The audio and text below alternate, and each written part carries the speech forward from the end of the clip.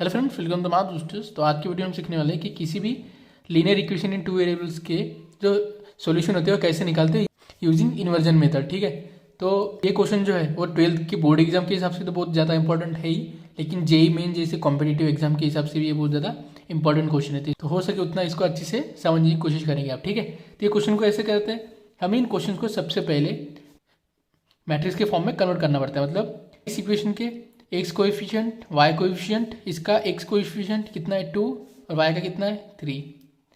X और Y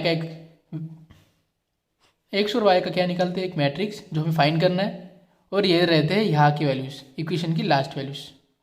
ठीक है, तो ये कर दिया हमने सबसे पहले इसको मैट्रिक्स फॉर्म में डिनोट। ठीक है, अब इसको नाम देते हैं, इसको डिफाइन करते हैं। इसको हम ए नाम से डिफाइन करते हैं, इसको कैपिटल एक्स और इसको बी। ठीक है, तो ये किस फॉर्म में, A dot X is equal to B form में है ये।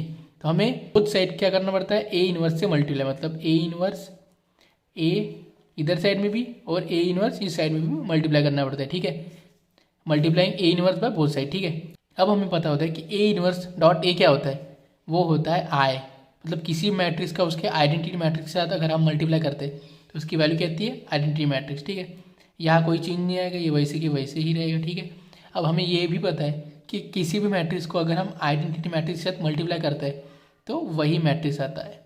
यहाँ पे ये हो गया। ठीक है, अब हमें क्या निकालना है, हमें निकालना है ए इनवर्स। यहाँ हमारे पास बी के मैट्रिक्स तो अवेलेबल है। ठीक है, तो यहाँ हमें क्या निकालना है, ए इनवर्स। ए इनवर्स कैसे निकालते हैं किसी भी मैट्रिक्स का, सबसे पहले उसका डिटरमिनेंट की वैल्यू निकालते हैं। ठीक है, निकाल लेते हैं।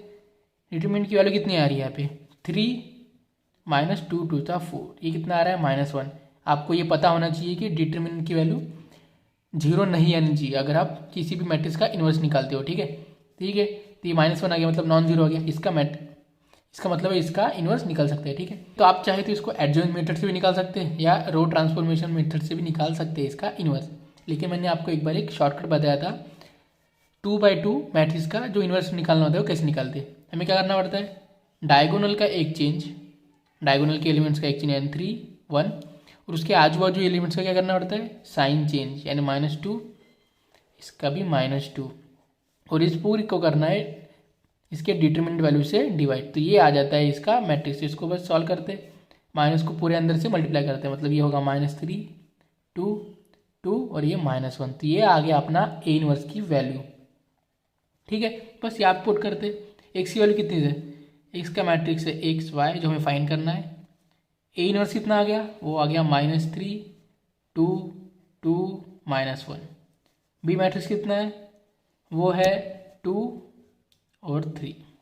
ठीक है, तो बस इसको सॉल्व करते हैं।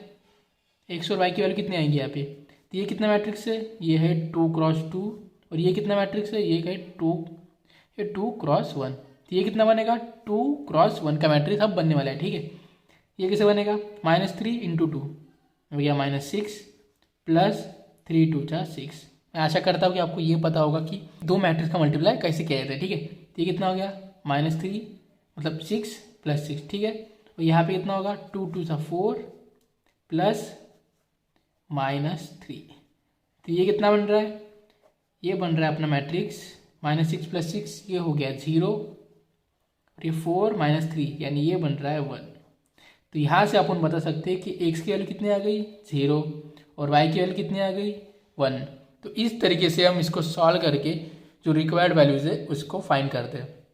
यहाँ इनकेस ज़्यादातर चांसेस है कि 12th बोर्ड के एग्जाम में 2 × 2 मैट्रिक्स का ही पूछे, मतलब 1 2 और 2 ही, मतलब 2 ही इक्वेशंस का पूछे। अगर इन शॉर्ट अगर 3 मैट्रिक्स का आता है, मतलब सॉरी 3 इक्वेशंस का आता है, तो आपको यहाँ पे 3/3 मैट्रिक्स बनाना पड़ेगा। ठीक है, प्रोसीजर तो सेम है, हमें जो यहाँ पे ए इनवर्स निकालना पड़ता है। किसी भी 3 × 3 मैट्रिक्स का आपको पता ही होगा कि जो मतलब इनवर्स निकलता है वो थोड़ा लॉन्ग प्रोसेस से निकलता है। ठीक है, थोड़ा टाइम कंज्यूमिंग ज़्यादा हो सकता है, लेकिन बहुत कम चांसेस है कि वो आए, लेकिन अगर आ गया तो आपको पूरा तैयार रहना है। ठीक है गाइस, तो अगर आप ये वीडियो अभी तक देख रहे हैं तो प्लीज़ इस चैनल को सब्सक्राइब कर दें, ताकि आपको जो एक सब्सक्राइब होता है मेरे को और मोटिवेट करते हैं, ताकि अच्छे से अच्छा कंटेंट आपके लिए लाने के लिए। और लाइक भी कर दो यार अगर वीडियो पसंद आ रहा है। ठीक है, तो मिलते हैं अगली वीडियो में, बाय, थैंक यू।